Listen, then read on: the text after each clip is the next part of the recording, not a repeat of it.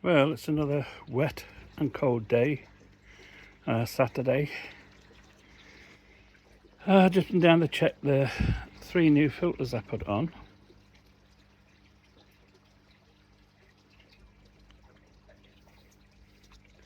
And they seem to be working fine. Just a quick guide of what's in them. Over the years I found these items to be the best for cleaning the water. In tub 1, where the water goes in at the bottom, it's got charcoal, zeolite and Alfagrog in it. The middle bin 2, that has charcoal and Alfagrog, and the end bin there, which is the 3rd bin, has just K1 in it. Now that is the one that I've made into basically a cheap type of Tempest really, and I'll move in and I showed you what I mean.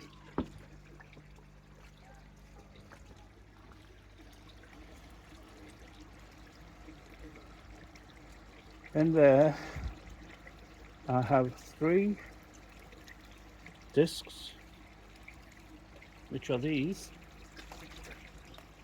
3 air discs.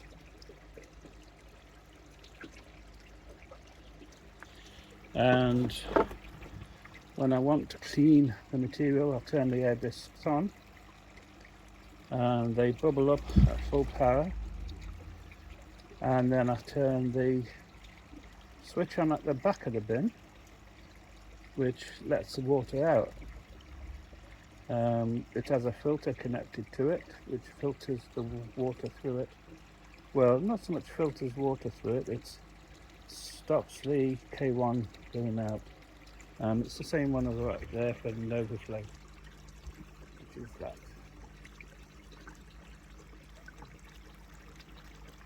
So this basically has got one of those at the very bottom where the water comes out and goes into the grid.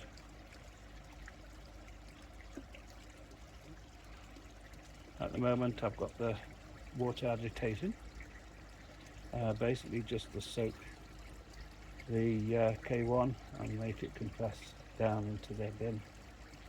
But that will be static, that will be turned off and will be static until it comes for cleaning. I've got the yellow trickle in pipe there, and the 2 black pipes are for the air stones at the bottom. At the back, all the bins have the same on and off there. Just pull up the venturi to drain the water into a pipe that goes down to the grid. So all 3 are very simple to clean out. I was going to put a pipe into this one so that I could have air in this one as well, and I might do that later on. I thought, well, I'd clean the water out by just draining the water out, filling it up again, and then draining it out again. So that's a waste of water really. So if I put a couple of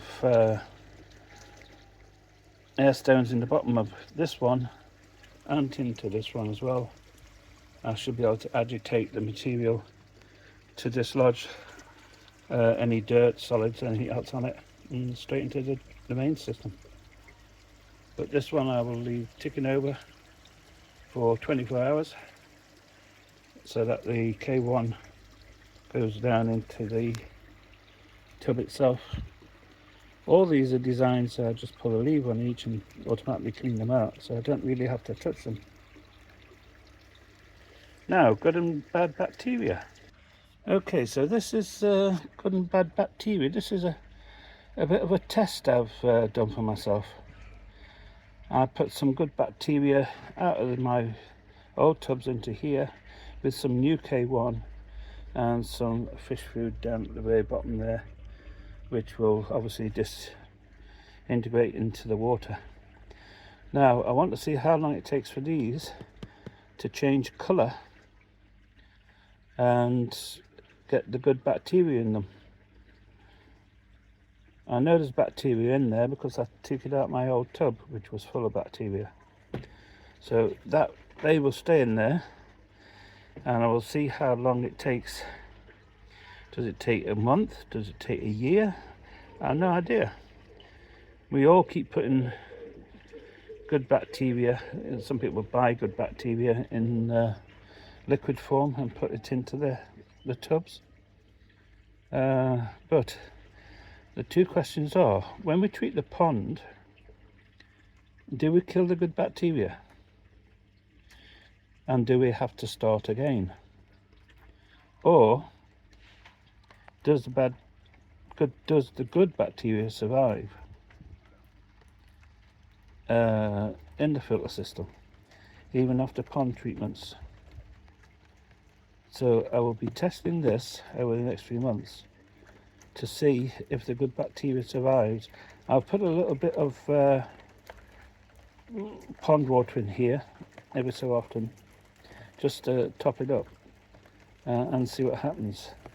And I think it's time for me to go into the shed, into the summer house, because it is absolutely thrashing it down again.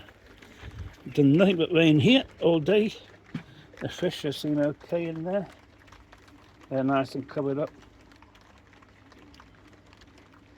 So I'll go and sit in here for a few minutes to let the rain go away.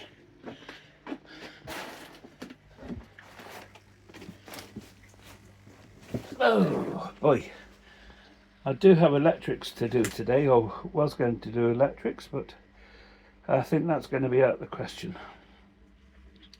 So I'll be spending my day in here. Now, another point. I did say some time ago, those who've been following my channel will know that I bought in some ammonia resin. I purchased the ammonia resin from Germany, and I filled several containers with the resin. The trickle-in containers that you have in the 3 trickle-in or 2 trickle-in filters. I filled 2 of those for myself, and I gave one away, and I basically decided to give us another one away online to anyone who subscribed to my channel in a random draw. Anyway, I've now got the little pump which will go into the end tank. That's the one with the K1 in, and it's here. It's a small little pump that will take an 1/2 inch pipe. These about £8, that's all it cost me. Tons of cable on it. You use the cable for something else. I'll drop this into the K1 material, and it will take some of the water out of that tank and put it through the trickle-in filter. So basically it is getting rid of all the ammonia in the pond water. That's the idea of it. It'll go through the resin, and the resin is designed to clear ammonia in your pond. So we'll be trying that in the next few weeks to see how that works out, and I'll put that on the channel when I've got the results. But if it works, then it's an easy way of getting rid of ammonia, and it's also a good way of stopping your algae from growing.